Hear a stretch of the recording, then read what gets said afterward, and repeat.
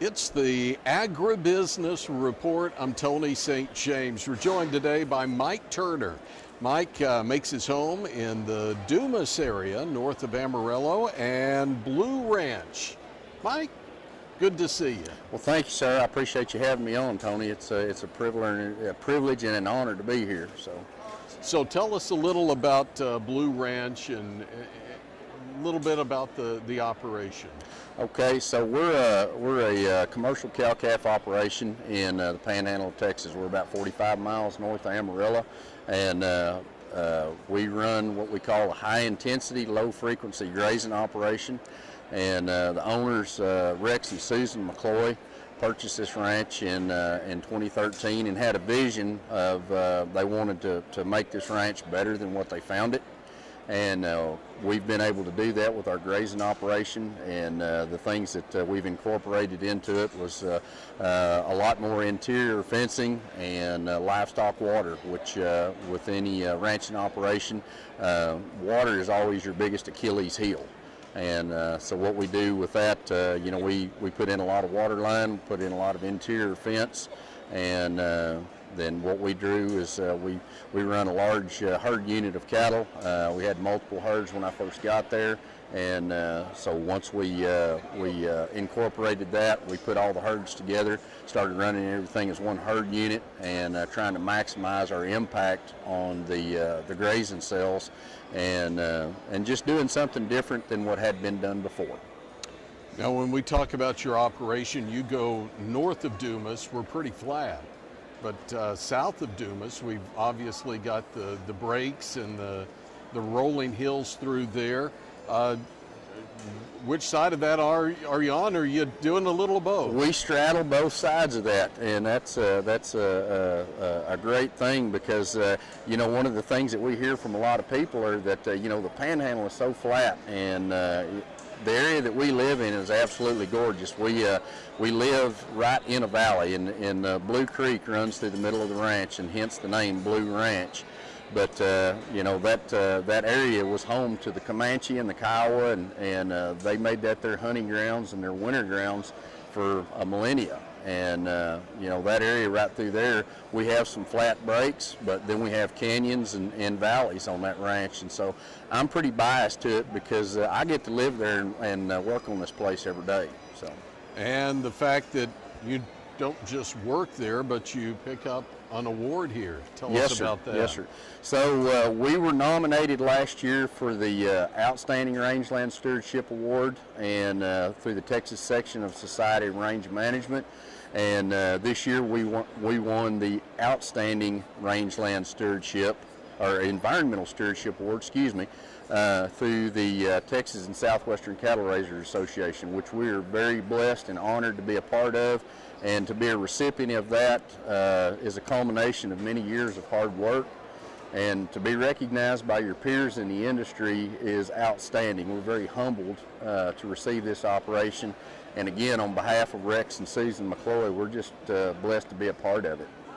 So let's talk about some of the challenges that you can have whenever we're talking Texas Panhandle.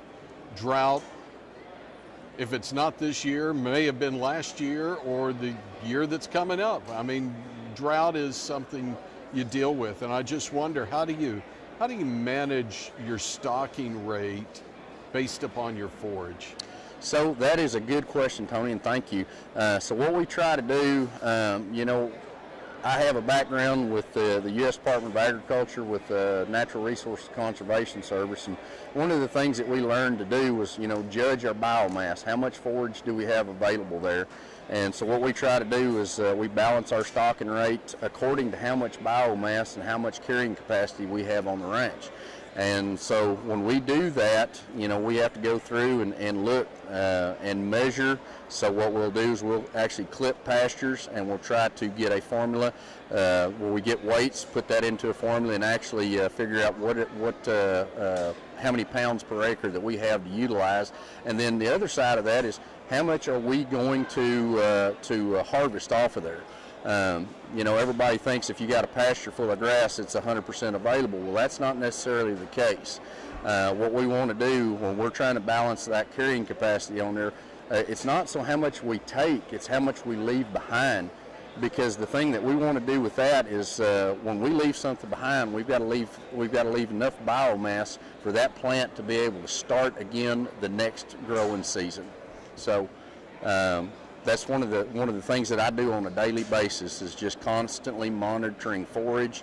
And when we do have those areas where we have short gaps in forage, you know, we have to monitor and adjust our stocking rate accordingly. So what we have the opportunity to do is, you know, sometimes we have to ship cattle to another operation. So I'm just curious, you know, I'll touch on wildfire in just a moment, but you know, sometimes after a wildfire we can get some of the invasive back end, some of the weeds that we're not really wanting in the pasture. And I just wonder, how do you manage that as well? Row crop guys, pretty easy. I can see a weed, I can hit it, I'm done with it. But dealing with pasture and rangeland, it's a little more challenging, isn't it? Yes, sir, it is, and you know, and that's a good observation. So a lot of the row crop guys, you know, they have spray rigs and aerial applications. So on a rangeland basis, we use aerial applications a lot. If I can't utilize it through a biological process, which would be you know, the cow or a mower, you know, it's one way you can take care of weeds, but I like to run them through a cow first if I can. The other side of that is we try to use every available tool in our toolbox. And to date, you know, I've probably sprayed close to 10,000 acres on the ranch over the years. And you know, there are benefits to that. You know, we use chemical application, and there's a process for that, but we want to utilize, again, every tool that's available to us, so we can balance the forage production with unutilized or unproductive areas of the ranch. Okay, so through wildfire in there, I know Moore County dealt with some wildfires recently. Obviously, the one we think about the most, I think, Smokehouse. Yeah, Smokehouse Creek fire. Massive fire. But first off, let's talk about fire and rangeland. I mean, West Texas is not immune to wildfires. We've had them, I guess, since it was created, probably. Exactly, right? Exactly. Yes, sir. And that's a good topic. So one of the things that that used to many years ago, the Native Americans, they actually utilized fire on the range to bring the bison back. They actually understood that as the grass got more prolific, and the longer the stage of grass growth, the less desirable that grass was. They would burn the rangelands to bring the bison back instead of taking the long migration all the way to Canada and back. A lot of times they would set the prairies on fire just so they could get the regrowth to come back, because the bison would follow the regrowth. And if you look at the Native Americans that were in our part of the world, you know, that was their walking commissary. So they had a pretty good way to bring that food source back to them. And we use the fire as a mitigation tool as well, probably not to the extent as it used to be. But that being said, there's a lot more infrastructure in place now that used to be than what used to be, and the opportunities, I think, are a little bit less. I think more people are afraid of fire than what they used to be. They can be very devastating.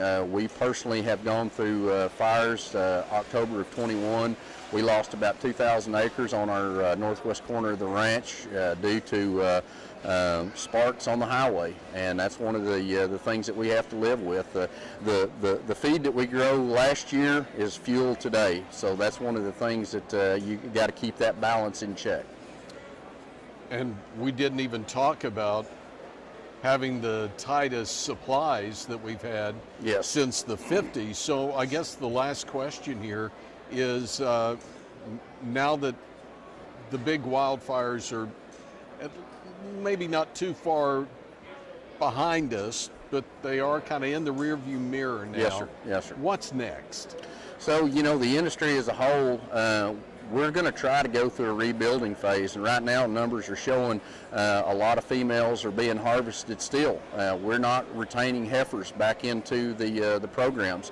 So you know, with those things on the horizon line, our commodities are tighter than what they have been in years past, and one of the things that we need to look at is, you know, make every dollar count that you're going to be spending on that operation, especially in females that you're going to retain, because, you know, that's going to be one way you grow your operation back.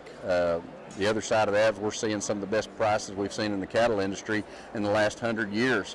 But at some point, we've got to start rebuilding our herd, because, as you mentioned, we're at the tightest inventory number since the 50s. And, you know, that's really, that's not going to help our industry. We've got to continue to grow. The other side of that coin is our cattle are more prolific, and they're also more productive than they were in years past. I mean, we're producing more red meat per pound than what we did in the 50s with less cattle. So that tells us that our operations have gotten better, and we're utilizing our resources better. Mike, enjoyed it so much. Just getting to hear about the operation, how you're utilizing your pasture, your rangeland.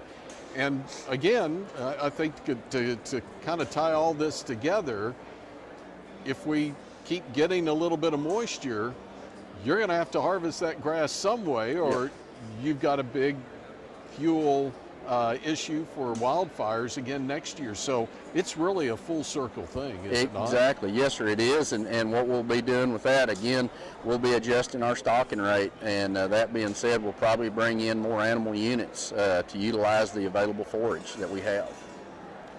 Great to see you. Thanks, and congratulations on the award. Thank you, sir. We appreciate it. Mike Turner is with Blue Ranch in the Dumas area, and we are at the 2024 Texas and Southwest Cattle Raisers Annual Convention and Expo in Fort Worth. I'm Tony St. James. This is the Agribusiness Report.